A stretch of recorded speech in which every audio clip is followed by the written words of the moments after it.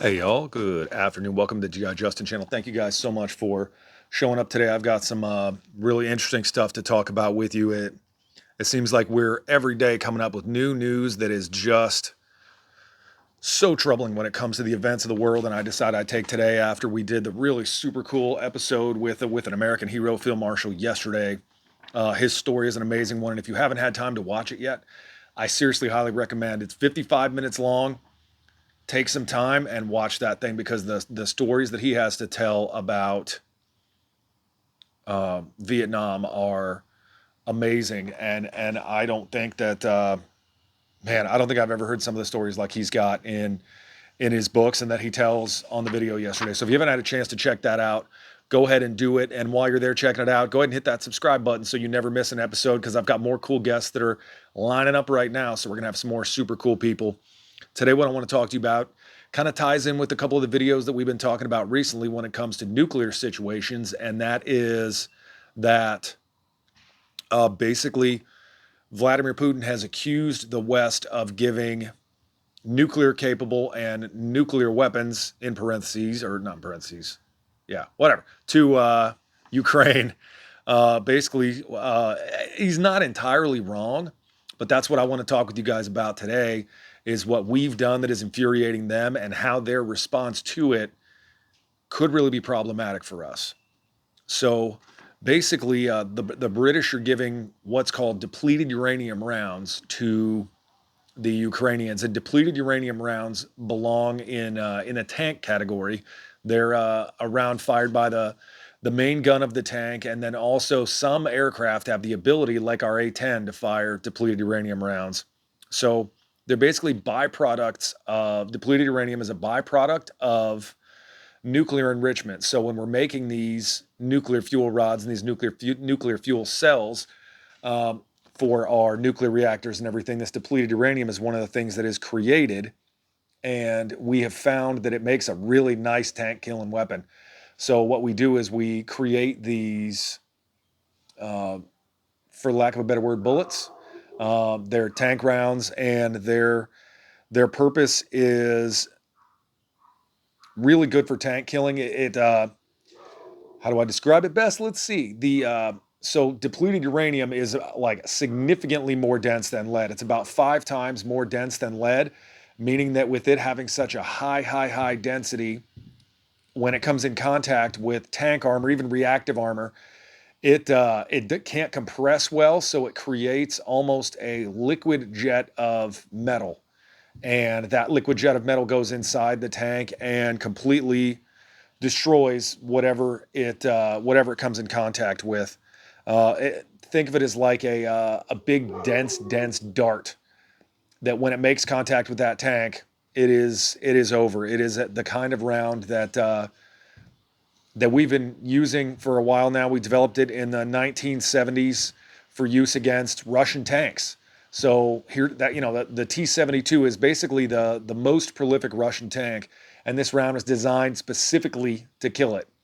And so much so that when we were creating the A-10 close air sport airplane, we designed its gun to fire this kind of round. And if you haven't had a chance to see what an A-10 can do, I'm here to tell you from my time in Afghanistan that the A-10 Warthog is, if you're a tank driver, that is not the airplane you want to see. These rounds will shred a tank.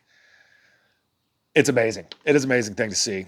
So Vladimir Putin finds out that the British are going to be giving these, and possibly us, giving these depleted uranium anti-tank rounds to the Ukrainians for use in their fighting vehicles.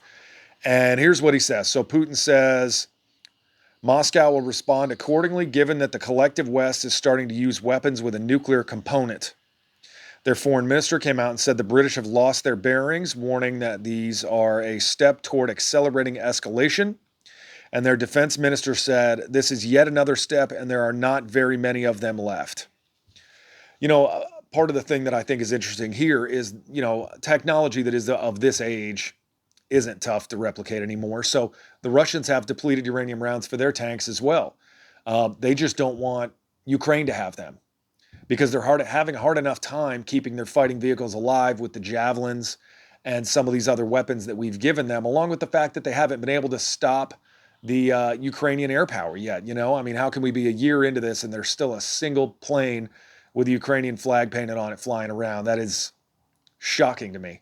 But that's the big thing here is they just don't want the Ukrainians to have their hands on this stuff because they're having a bad enough time and losing enough people already that if they start losing people to these sorts of tank battles where, great, they're shooting regular armor piercing, you're shooting depleted uranium and still losing, and now they have the same stuff you have, that really will, I think, exacerbate the problems that the Russians are seeing right now. And one of the things that I think they are not really preparing for or planning for beyond that is how are they going to handle their offensive capabilities after this? Because for the most of this war, the Russians have been on the offense, and when the Ukrainians choose to kind of flip the tables and take it on offense themselves, we see that the Ukrainians fight extraordinarily well and take back a lot of territory very, very rapidly. And a lot of that has to do with the command structure that the Russians have, where they have officers and they have low enlisted. They don't have the backbone of their military, which would be the non-commissioned officer profile. They don't have a lot of that. So you've got, a lot of conscripts and a lot of low enlisted soldiers fighting these battles with lieutenants and captains in charge of them who don't have the ability to make tactical decisions in the moment. They're required to report up to the Russian chain of command and through the hierarchy. And over the course of that, by the time you get an answer, things can change. You have to allow decentralized command and flexibility of movement to your people at the lowest level. And, they're facing a morale issue now, too, because they're being killed wholesale. They're not doing well. A bunch of the estimates that I've seen say up to and including 100,000 Russian injured and dead. That's a lot, And if you've got all these guys who, 6 months ago were working factory jobs and now they're soldiers, led by officers who can't operate freely and may themselves not have a ton of experience, I don't see a great direction this going for the Russians, especially now if this is going to happen, because this is just another chink in the armor that they're going to have, where here we were, they rolled in. Our first response was to send over Javelins and Stinger anti-aircraft missiles, and those have had a devastating effect on the Russians. And now we're seeing more and more countries provide them with aircraft. And before you know it, now here we go. We've got depleted uranium ammo.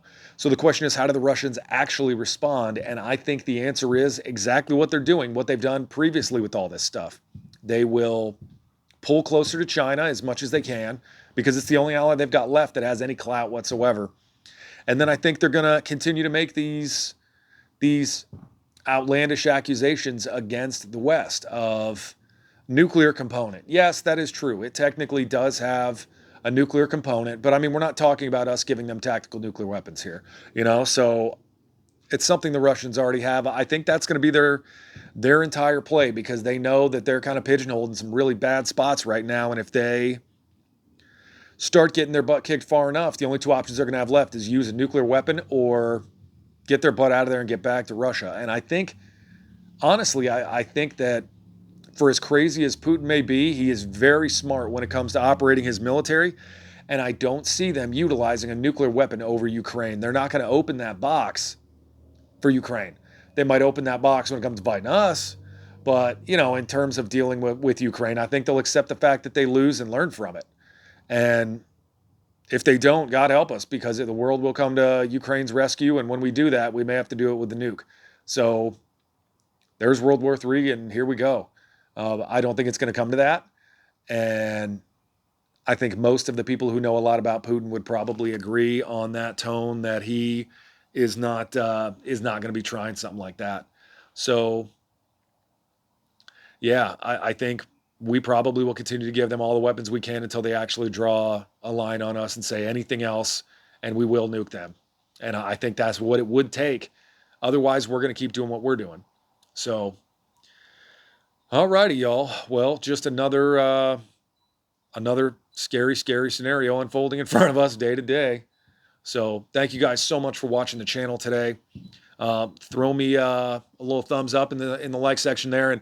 And again, if you haven't watched yesterday's video with Phil Marshall, I highly encourage you to go check it out. I'm gonna put it up here in the corner for you.